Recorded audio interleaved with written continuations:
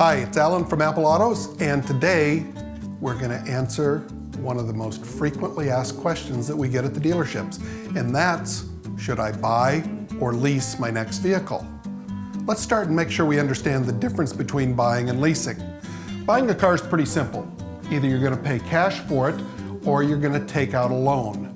The cost of ownership therefore becomes interest, depreciation, and of course you'll pay maintenance costs over the lifetime of the ownership. When we look at leasing, we're going to pay for the use of the car over 2 or 3 years.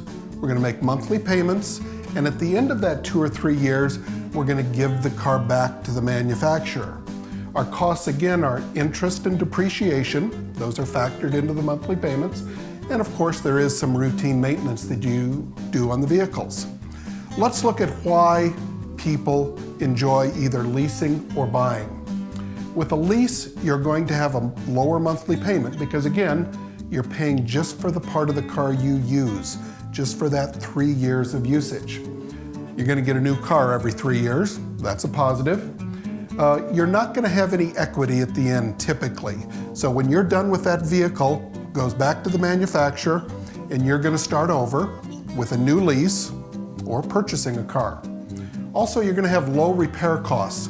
That's because the vehicle is typically under warranty for the entire term of the lease, and when a car is new, of course it needs less repairs than when it's 4 or 5 years old. Let's look at buying a car.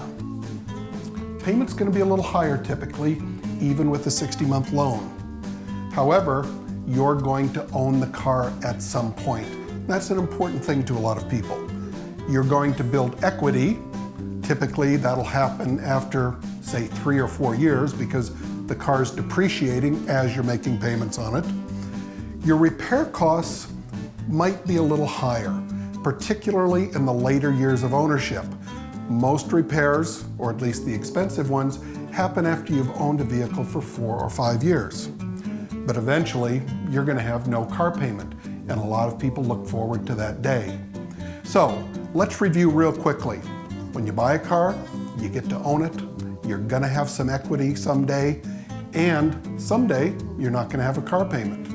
In leasing, we're going to have lower monthly payments, we're going to drive a new car every 2 or 3 years, and we're going to have lower repair costs.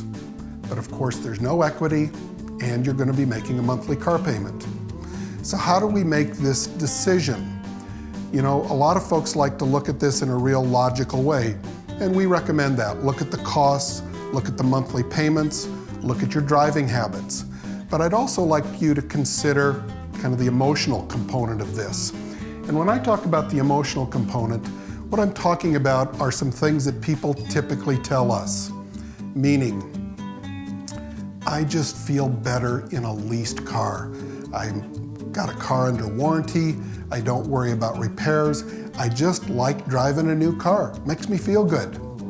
People that purchase their cars, they'll oftentimes say, you know what, leasing sounds kind of like renting a car. That isn't for me. I'm gonna buy it, I'll make payments.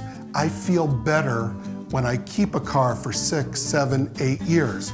Makes me feel more responsible, and the day I really look forward to is that day when I don't have a car payment.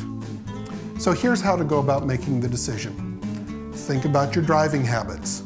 If you're driving 15,000 miles or less per year, a lease might be good for you.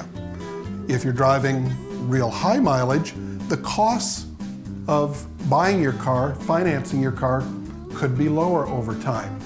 But what I want you to consider is this emotional component. What feels better to you?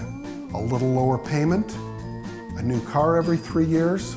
Or do you feel better about keeping that asset for a longer period of time, paying it off, having some equity, and making that car payment disappear? You can talk to any of our experts at the 4 Apple Autos locations. They'll be happy to give you the figures and all the information you need to make the right decision for you.